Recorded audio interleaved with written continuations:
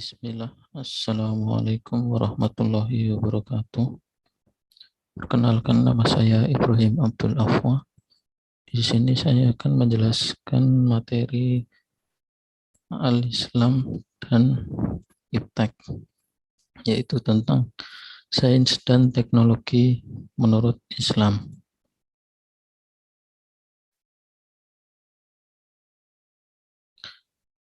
Sebelumnya kita masuk ke pengertian sains dan teknologi. Yang pertama yaitu sains berasal dari kata scienta yang berarti pengetahuan, knowledge, yang merupakan ilmu murni. Sains adalah ilmu yang dapat diuji atau dapat dibuktikan kebenarannya berdasarkan kenyataan seperti fisika, kimia, dan biologi. Kemudian teknologi.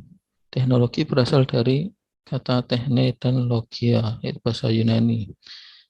Tekne yaitu seni kerajinan, adalah benda-benda produk sains yang diciptakan untuk memenuhi kebutuhan manusia. Teknologi mencakup transformasi dari alam serta realitas atau kenyataan atau penerapan yang diperoleh dari sebuah ilmu. Dan penguasaan iptek merupakan amal soleh. Al-Quran diturunkan sebagai petunjuk dan hidayah kepada manusia serta membawa rahmat bagi seluruh alam. Allah Subhanahu wa Ta'ala menjadikan langit, bumi, dan di antara keduanya untuk kemudahan manusia menjalani kehidupan di samping untuk beribadat kepadanya.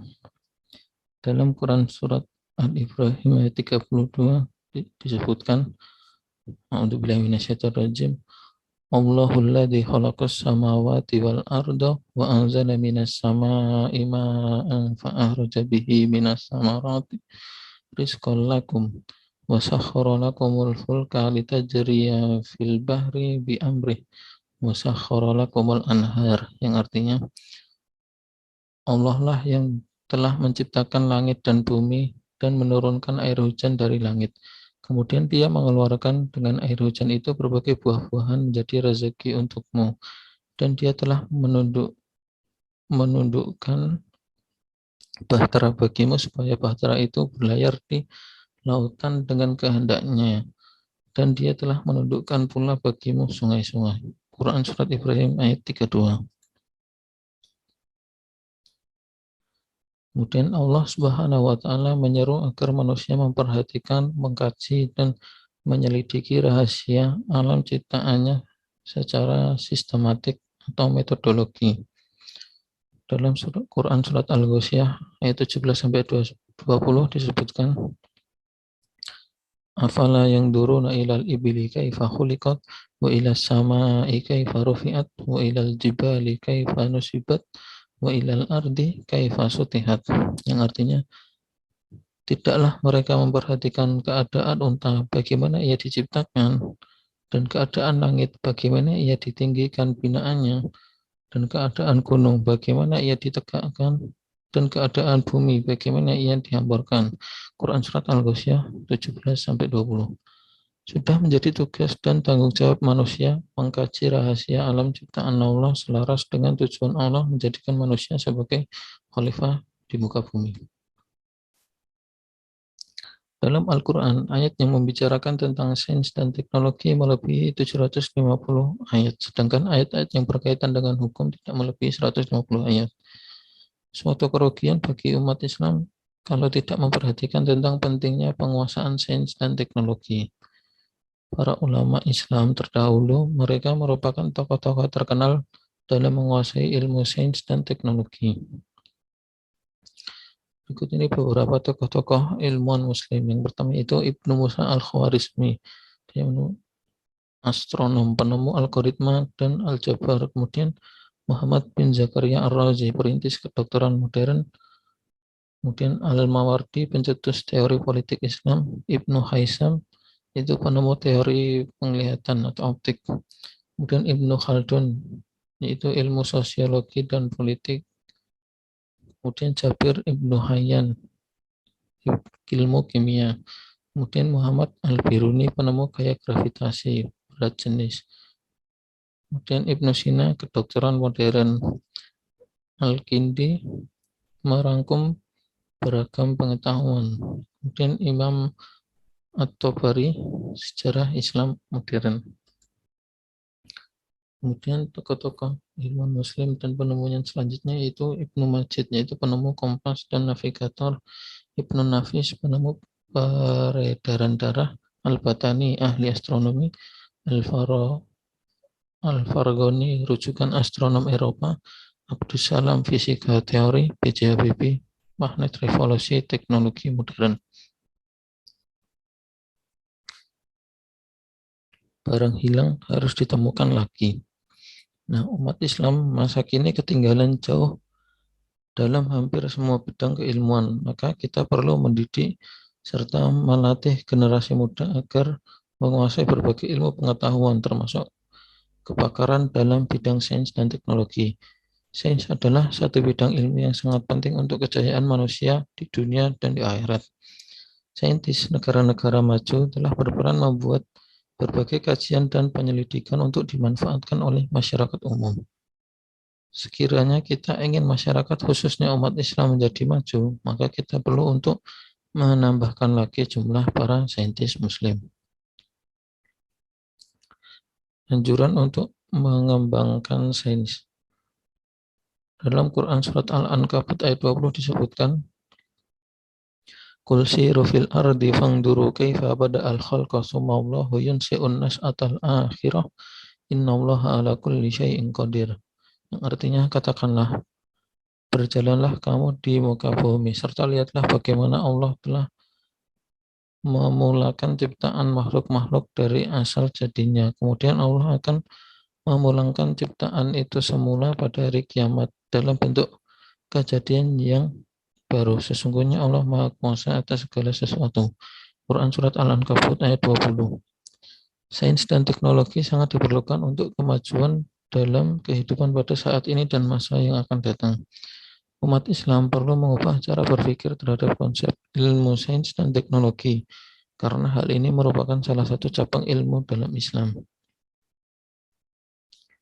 Terdapat 3 jenis teknologi. Yang pertama itu teknologi modern, cirinya yaitu padat modal, mekanis elektrik, bahan impor berdasarkan hasil penelitian. Kemudian yang kedua teknologi media, cirinya yaitu padat karya, dapat dikerjakan oleh keterampilan setempat, menggunakan alat setempat, dan berdasarkan alat penelitian.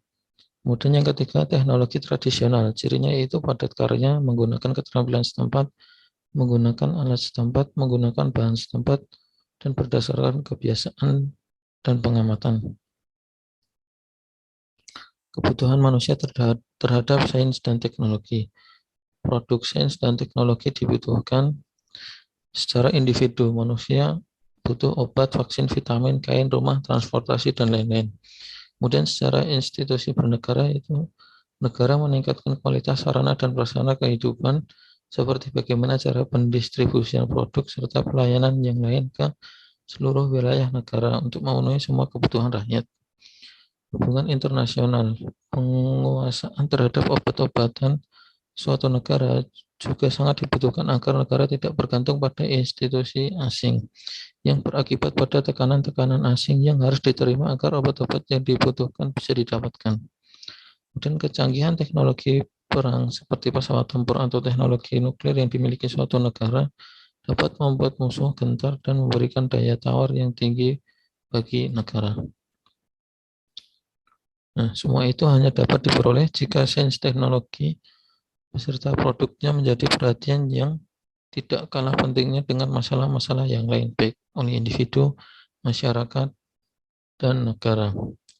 Sains dan teknologi diperlukan untuk memenuhi kebutuhan hidup manusia, baik kebutuhan yang mendesak atau kebutuhan yang tidak mendesak, termasuk diantaranya hanya sekedar untuk kepuasan manusia.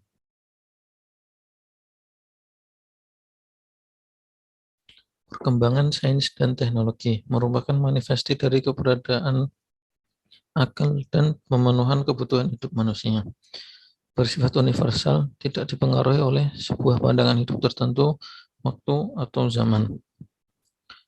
Untuk meningkatkan kualitas hidup sehingga mendukung kesejahteraan dan peradaban hidupnya, maka harus ada upaya agar produk dari hal di atas dapat dinikmati oleh seluruh lapisan masyarakat. Agar dapat dinikmati seluruh masyarakat, maka harga dari produk tersebut juga harus terjangkau.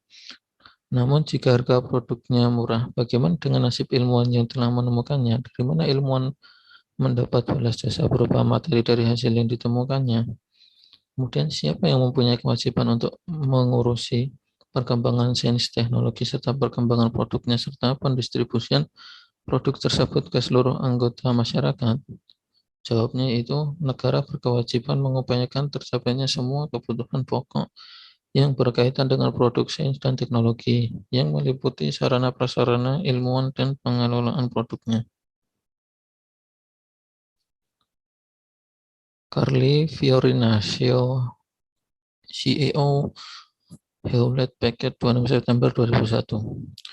Gambaran kehebatan peran ilmuwan dalam mengembangkan sains, teknologi, dan seni bagi kesejahteraan seluruh anggota masyarakat tidak dapat digambarkan oleh negara manapun pada saat ini. Namun gambaran tersebut sudah pernah ada sebagaimana sejarah perkembangan sains, teknologi, dan seni yang ditulis oleh Carly Fiorina, CEO Hewlett Packard 26 September 2001.